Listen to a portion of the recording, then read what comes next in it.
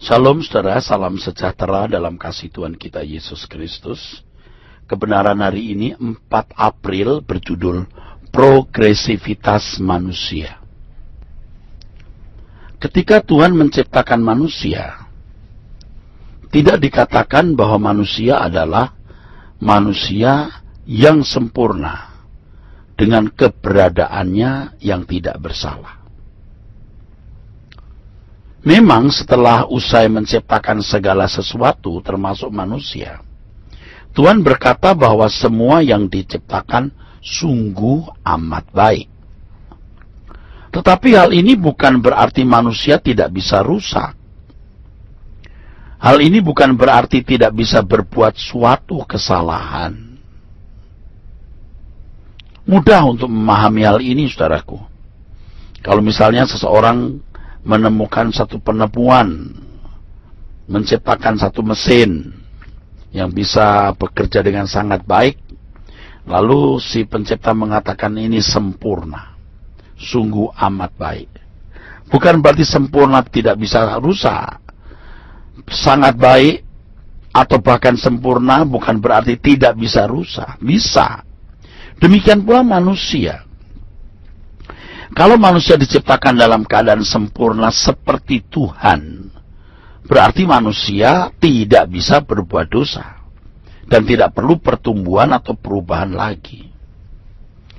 Kalau manusia diciptakan dalam keadaan tanpa bisa berbuat sesuatu kesalahan dari dirinya sendiri, berarti kejatuhan manusia dalam dosa adalah kegagalan Allah dalam produk ciptaannya, atau karena rekayasa Allah sendiri. Allah menciptakan makhluk yang dirusak sendiri oleh tangannya. Jika manusia diciptakan sudah sempurna, tidak bisa berbuat salah, kok rusak? Oh, berarti Allah yang merusak ciptaannya sendiri. Tetapi sesungguhnya tidak demikian. Allah yang baik, Allah yang tidak merusak ciptaannya sendiri. Sesungguhnya manusia diciptakan sebagai makhluk dengan kehendak bebas. Kehendak bebas manusia inilah yang menempatkan manusia harus menentukan takdir atau keadaannya sendiri. Manusia dikatakan oleh Alkitab sebagai segambar dengan Allah, berarti manusia dimungkinkan memiliki kemampuan seperti Allah, tetapi tidak dikatakan manusia sama persis dalam kesempurnaan dengan Allah. Ketidaksamaannya dengan Allah terletak pada bahwa Allah tidak mungkin berbuat sesuatu yang salah. Allah tidak mungkin berbuat jahat. Allah sudah sempurna sehingga tidak perlu ada perubahan dan perkembangan, saudaraku. Sedangkan manusia bisa melakukan suatu kesalahan. Sebab manusia memang diciptakan dengan kehendak bebas. Dan manusia tidak diciptakan sama persis dengan Allah. Allah sudah sempurna sehingga tidak perlu ada perubahan dan perkembangan. Sedangkan manusia bisa melakukan kesalahan, sebab manusia adalah makhluk yang diberi kehendak bebas. Kehendak bebas manusia tersebut membuka kemungkinan manusia untuk menentukan keadaan atau takdirnya sendiri. Manusia diciptakan dalam keadaan berpotensi untuk berubah dan mengalami perkembangan. Dalam hal ini ketika Adam dan Hawa diciptakan, Adam dan Hawa mengalami proses perubahan batiniahnya. Hanya pada waktu itu sebelum jatuh dalam dosa, manusia tidak mengalami proses penuaan. Tidak mengalami proses penuaan.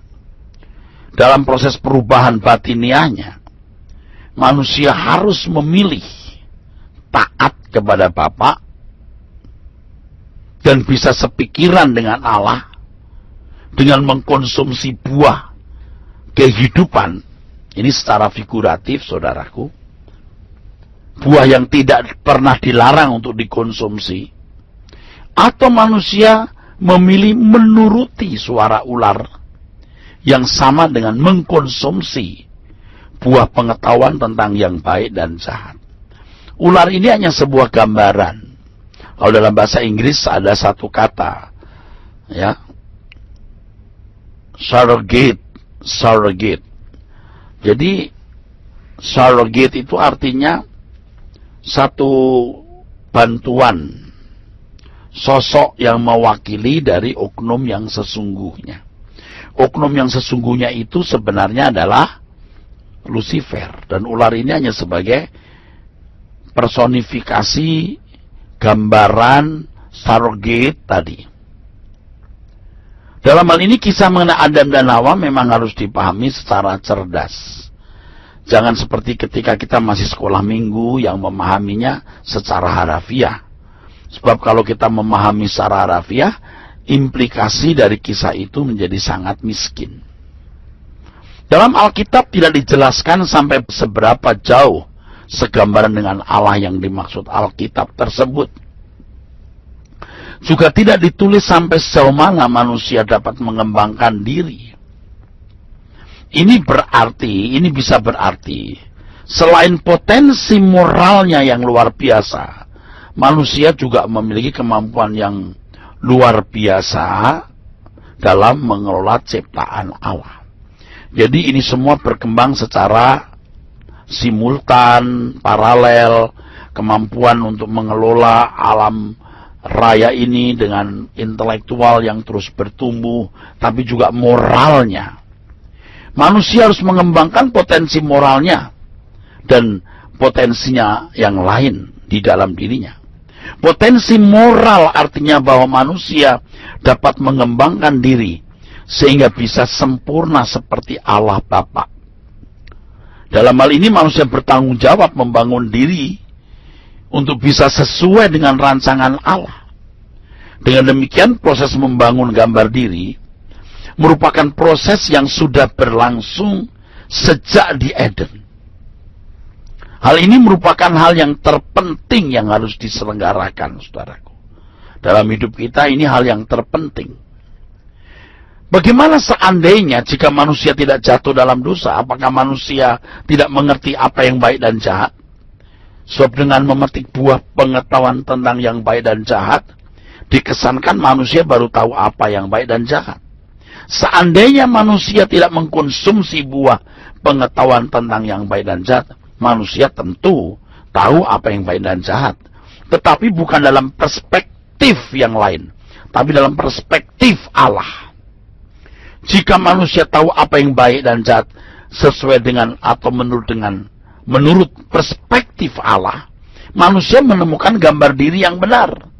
Tetapi ketika manusia mengkonsumsi di dalam pikiran jiwanya buah yang dilarang Allah untuk dikonsumsi, maka manusia memiliki perspektif sudut pandang apa yang baik dan jahat menurut ular. Faktanya manusia mengkonsumsi buah pengetahuan tentang yang baik dan jahat. Hal ini membangun wajah kehidupan yang salah. Manusia memiliki asumsinya sendiri mengenai apa yang baik dan jahat, bukan dari sumber Allah.